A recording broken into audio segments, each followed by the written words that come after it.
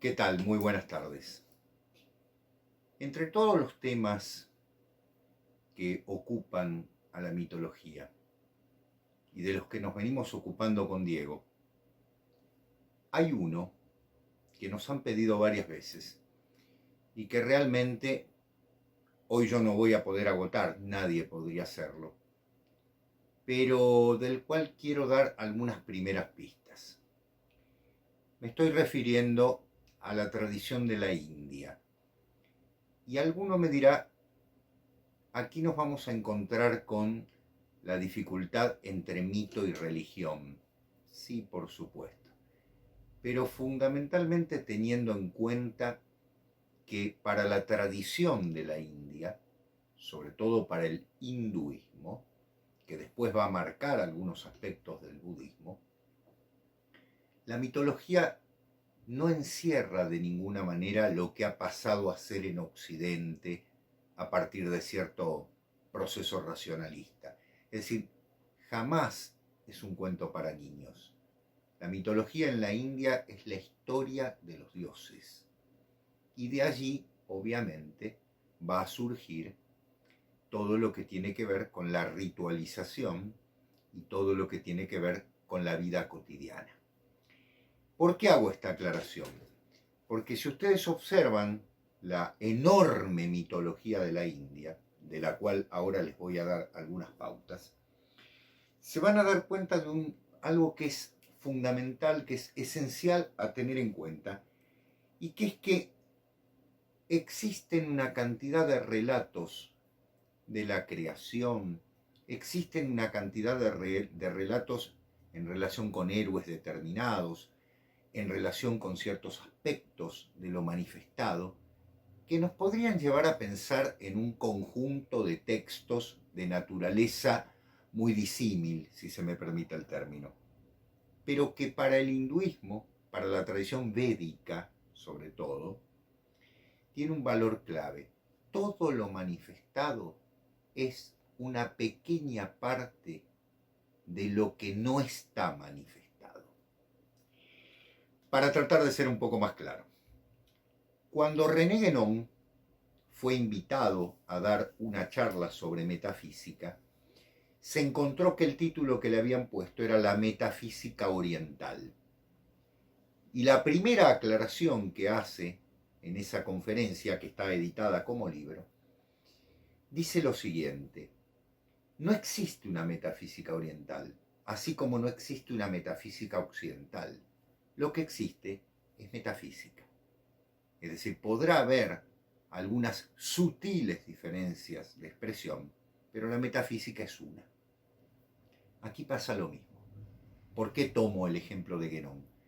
Porque a medida que vemos los mitos, sean estos los mitos de la India, y permítanme decirlo, los mitos de cualquier cultura, más allá de cualquier tradición, más allá de las diferencias exteriores que encontremos, lo profundo es común. Es decir, no importa si hay 5 dioses, 50, 16.000 o son infinitos, o como dice en algún momento la tradición china, hay 10.000 dioses, que es un número para decir hay tantos dioses como pensemos, o en la tradición japonesa que son millones y millones. Eso no importa, porque eso es meramente una diferencia exterior. Lo importante es el punto central de unión que hace que las tradiciones sean comunes. Partiendo de esto, la tradición de la India justamente nos va a demostrar, a medida que leemos los Vedas, que hago la aclaración para quien no lo tenga en claro, los Vedas son los textos sagrados de la tradición hindú, que están escritos en sánscrito y que tienen 4 grandes cuerpos de tradiciones, desde el Rig Veda, que es el más antiguo, hasta las Upanishads o el Vedanta, que son los últimos textos revelados.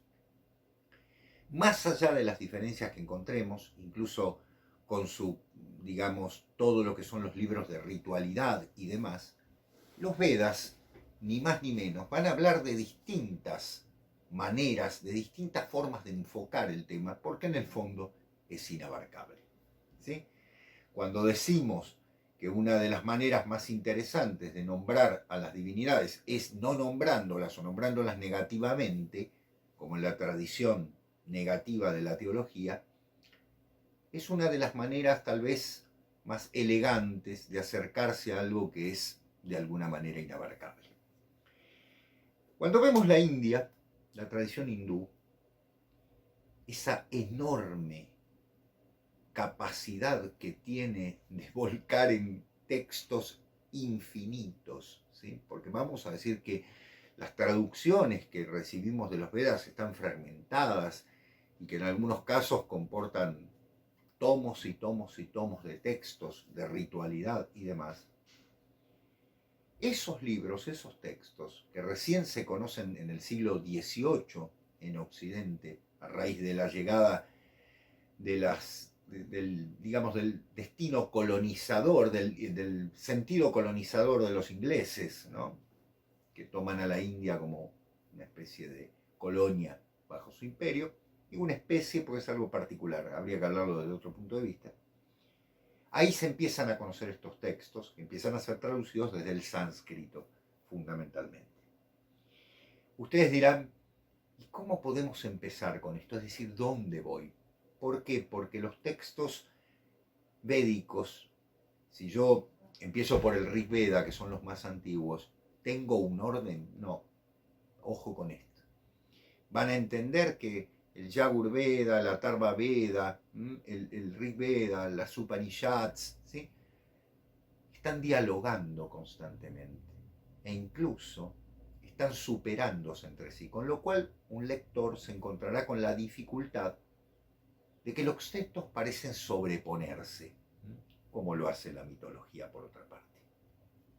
Por eso, para hablar de mitología de la India, he traído hoy un libro que me parece fundamental, contemporáneo y de uno de los autores que más nombramos nosotros con Diego en nuestros programas, que es el querido Roberto Calasso. Ustedes saben que Roberto Calasso ha dedicado al menos 2 libros completos a la tradición de la India. Uno que es El Ardor y otro que es el que tengo acá, que es K. K-A. K, porque tiene otro que se llama K, que hace referencia a Kafka, que es ni más ni menos que uno de los textos mejor adaptados para el lector de Occidente.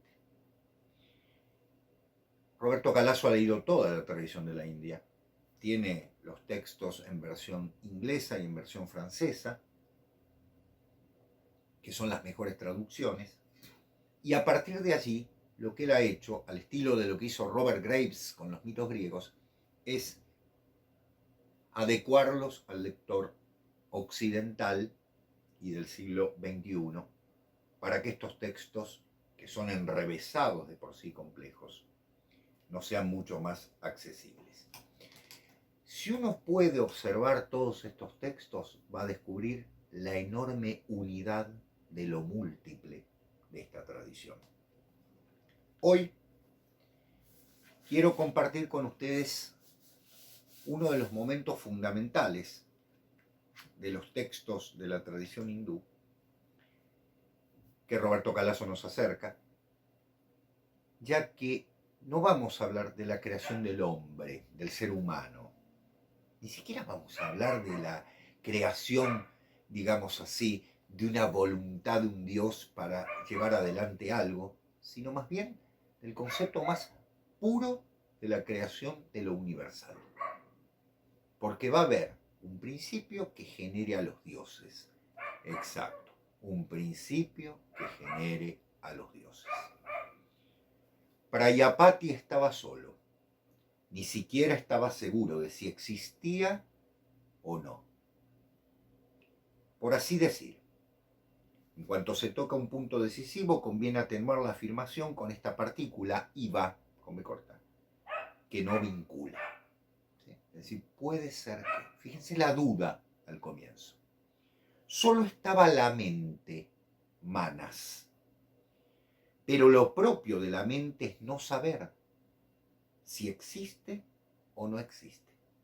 Sin embargo, precede a cualquier otra cosa. Nada existe antes de la mente. Y antes aún de poder asegurarse de que en verdad existía, la mente deseó. Era continua, difusa, indefinida. Observen ustedes esto. El comienzo de esto. Es decir, Prayapati, una esencia, diríamos, ¿no? Prayapati es mente. Prayapati es una superconciencia, ¿sí? Si se me permite el término. Que ni siquiera, dice, sabe si existe o no existe. Aquí podríamos ser sutiles y decir que en castellano uno puede decir no es lo mismo que ser. Existir, también en latín, no es el ser, es el estar. O sea, no sabe si está o no está. ¿Correcto? Por lo cual, esa mente, ese manas originario, tiene una característica clave para poder darnos principio a el deseo.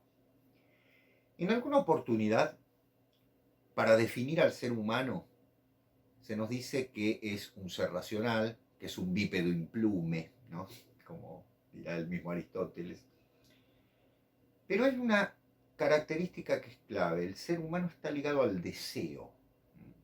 Es un ser desiderativo, diríamos. Es una existencia desiderativa, mejor dicho. Que justamente va a generar un fuego interior. Y que ese fuego interior está marcado por la misma esencia de la cual va a surgir todo. Porque para que algo se manifieste, tiene que haber algo no manifestado. A ver, para ser un poquito más claro, disculpen. La metafísica, que sigue una tradición oriental, por decirlo de una manera, se preocupa no por el ser, que es múltiple. Sí, ya sé lo que me van a decir, ¿cómo? El ser no es uno, la unidad. Sí, hay un punto de origen, pero más allá de ese punto de origen, la tradición oriental nos habla del no ser, que es la verdadera esencia del ser. Es decir, como si pudiéramos decir que a la luz, que es lo manifestado, le precede la energía que no está manifestada, pero que es necesaria para qué, ¿sí? Para que se dé esa luz. Prayapati estaba acostado, con los ojos cerrados. Entre el pecho y la cabeza había en él un ardor, como de agua que hierve en silencio. Continuamente transformaba algo. Era el tapas. ¿Pero qué era lo que transformaba? La mente. La mente era lo que transformaba y lo que se transformaba. Transformaba y se transformaba. Era la tibieza, la llama oculta detrás de los huesos, el sucederse, el disolverse de las figuras dibujadas sobre la oscuridad y la sensación de saber que todo eso estaba sucediendo. Todo se parecía a otra cosa. Todo estaba ligado a otra cosa. ¿Qué ocurre aquí? Fíjense lo interesante del concepto. No es tan poético el texto, justamente poético en el mejor sentido, en el sentido mitopoético, ¿sí? Que la energía, el ardor, sobre el cual después Calazo va a escribir otro libro, es lo que va a hacer surgir lo que podríamos decir lo manifestado de Prayapati, ese primer principio que no sabe si existe o no existe, pero que tiene mente, es decir, una conciencia con mente, una supraconciencia con mente. Prayapati era el único autoexistente, pero no por eso estaba menos inerme que cualquier recién nacido. No sabía, no tenía cualidades. Fue el primer ser divino hecho por sí mismo. No conocía los metros al principio. Después sintió que una parte suya borbollonaba, ¿sí? Es decir, borbollaba, perdón, es decir, hervía. Vio un canto y al cabo lo emitió. ¿Por dónde? Por la sutura del cráneo. Sutura del cráneo. Bien, tenemos a ver si nos entendemos. Tenemos un Dios que se autogestiona, una divinidad que se autocrea, ¿sí? O sea que es origen de sí mismo. Maravilloso. Se manifiesta como. Pero en segundo lugar, el ardor del cual todavía no ha podido manifestar algo clave, que va a ser su contrapartida y complemento, está hirviendo en él. Está, dice, borbollaba, ¿no? Es decir, en burbujas hirvientes. Y dice, ¿por dónde? Por la sutura del cráneo. ¿Por qué? Porque los que han practicado yoga en alguna oportunidad recordarán que 7 son los chakras, los centros energéticos que tenemos los seres humanos, de acuerdo con la tradición hindú, que comportan ni más ni menos que aquella herencia que nos dejó el ser primordial. ¿Sí? Ser primordial que es Purusha, no es no es Prayapati o Prayapati, ¿sí? Purusha, es decir, el ser del cual partido van a surgir las castas y los seres humanos. Castas no es clase social, vuelvo a decirlo siempre, ni estamento, ¿sí? Es una condición espiritual, no tiene que ver ni con lo crematístico, ni con el poder, nada. Es una cuestión de pureza espiritual. ¿Por qué la sutura del cráneo? Es lo que llamamos chakra coronis, aquí. Por eso se tonsuran, ¿no? Es decir, se afeitan los budistas o los monjes antiguos para que esa energía que surge desde la base, de lo que podríamos decir el coxis, ¿no es cierto? Incluso más interior, desde la base de los genitales, la energía, la kundalini, la energía primordial, acceda e ilumine. Es ese fuego, ese es el fuego que Prayapati está esperando, ¿cierto?, para que se libere. Y fíjense ustedes, engendró todo a partir de ello. Pero quiero detenerme en algo. ¿Qué engendra? Fíjense bien. Prayapati sentía que tenía un compañero, un ser segundo, Dividya, dentro de sí. Era una mujer. Ustedes recordarán que para la tradición hindú, el dios masculino y la diosa femenina son complementarios, ¿no? Bueno, los que han leído el Kama Sutra recordarán toda la belleza erótica de los dioses hindúes. Era una mujer, Vak, que significa, bueno, y aquí yo creo que ya podemos poner el punto final, ¿no? Palabra. La emitió, la miró. Vak se elevaba como un flujo continuo de aguas. El agua originaria, lo femenino, la palabra. La palabra es la creación. Es decir, surge de esa energía, pero fundamentalmente es otro de sí. Otro de sí. En este caso, otra, lo femenino. Y a partir de la palabra, ¿qué crea Prayapati? Crea la tierra, los cielos, el Ka, que va a dar nombre a este libro, o sea, aquello que es la quinta esencia sobre la cual se va a mover el universo, y los 32 dioses originarios. Es decir, Prayapati y los 32 dioses, por medio de la palabra, del Vak, de la Vak, podríamos decir. Si ustedes se fijan, inmediatamente el hinduismo va a tener 32 dioses, con lo cual se llena el universo de divinidades que van a dar pie a una cantidad de dioses más, con esas 3 sílabas originarias que son A, K y Ho, que después va a dar la sílaba perfecta. Surgió la tierra, surgió el cielo, y de ahí nacieron los Vasu, los Rudra, los Aditya, que son una serie de divinidades de las cuales nos vamos a ocupar en otro momento, con distintas características. ¿Qué ocurre aquí? Estamos ante una miríada de dioses. Dioses que en esa combinatoria van a tener la herencia del Prayapati originario que no sabía si existía. Y con esos dioses se va a generar el primer panteón de las divinidades múltiples del hinduismo. Prayapati decidió emitir a los dioses en este mundo porque los mundos que estaban más allá, en el fondo del cielo, eran accidentados, impracticables, como un cerrado sotobosque. La tierra presentaba la venganza de ser insignificante. Todo estaba aún por construirse.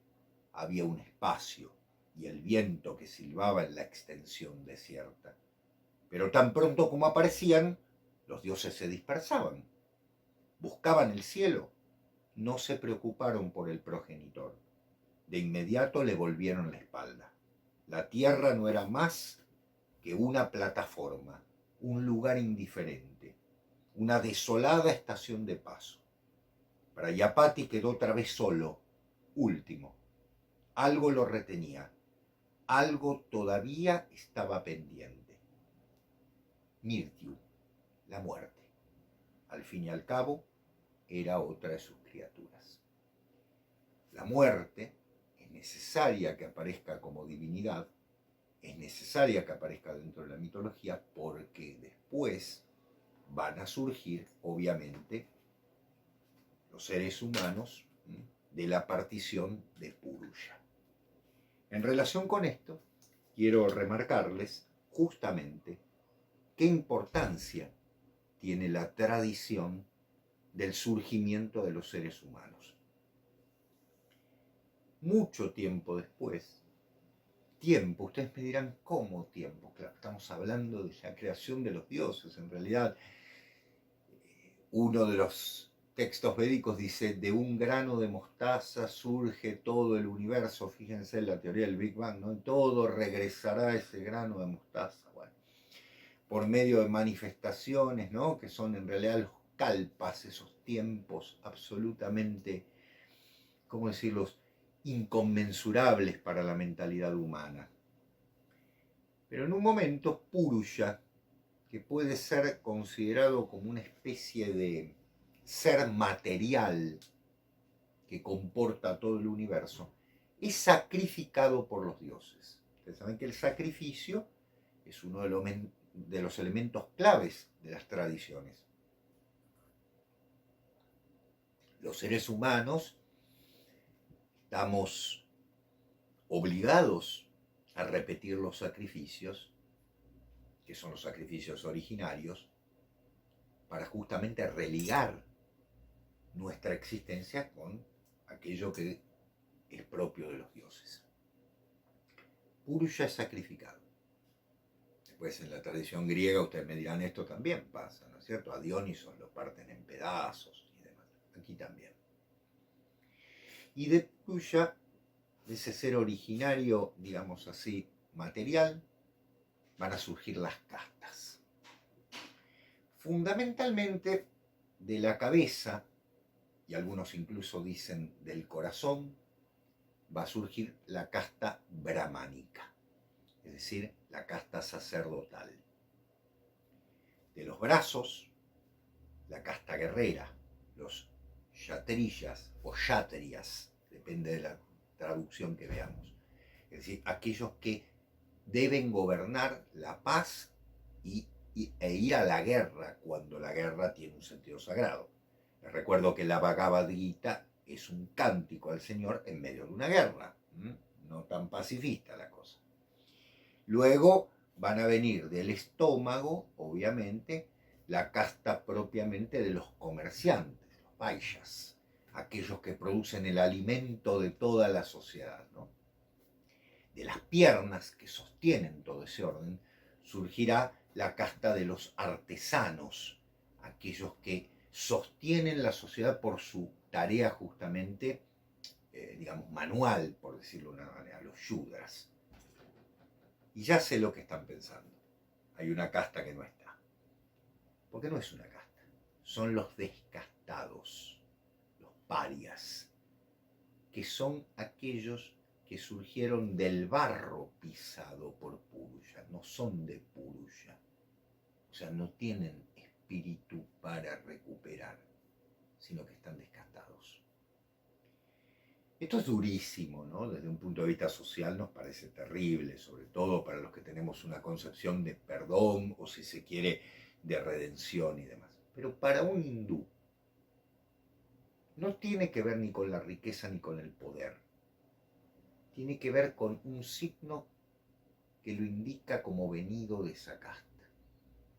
Por supuesto que la vida que tenga, la corrección de vida que tenga, hará que sea un buen brahman, un buen guerrero, un buen paria, un buen comerciante, etc. Y si no, en la transmigración pagará por el karma que arrastra en relación con esta vida que empieza y que termina en un momento y que obviamente volverá a transmigrar. El samsara, el viaje, ¿no?, de esa transmigración es eterna y que solamente los liberados en vida, los jivan mukti, aquellos que logran la iluminación máxima, pueden desatar en ese sentido, si no, volvemos a lo mismo. Todo esto está expresado mitológicamente, y vuelvo al origen de esta charla. Para el hinduismo, la mitología no es un cuento, no es un agregado, no es una historia moralizante, es un relato sagrado. Esto está en los Vedas, esto está en los textos sagrados. Esto es lo que los brahmines debaten, aprenden, comentan, enseñan. E incluso lo que deben hacer en los sacrificios al llevar adelante por ellos, sacrificios que en algunos casos son secretos, son personales, y en otros casos son públicos, para que la sociedad, para que lo manifestado siga un orden determinado. Es decir, no hay libros de mitología aparte, están en los textos sagrados, me explico. Es una mitología que tiene el valor sagrado y que conserva el valor sagrado dentro de una tradición. Hay dos textos fundamentales, ¿no? Uno puede decir que son textos de carácter épico, que son el Mahabharata, donde está la Bhagavad Gita, y el Ramayana. El Mahabharata son tomos y tomos. El Ramayana es un simple libro. En otro momento vamos a hablar de esto, pero solo adelantarles lo que, digamos, una puntita para entenderlo, ¿no? Un pequeño dato. Ambos textos hablan de la heroicidad, por eso son épicos, pero ambos son considerados tradición sagrada junto con los Vedas, ¿no? Lo que ha sido oído y lo que ha sido repetido.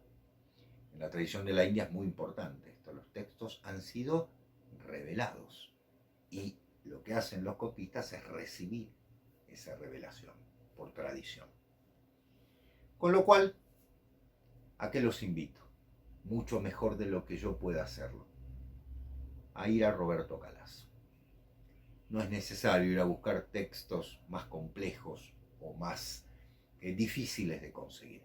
K y El Ardor son los dos grandes textos que dedicó hasta este momento a la tradición mitológica de la India, a la tradición sagrada de la India.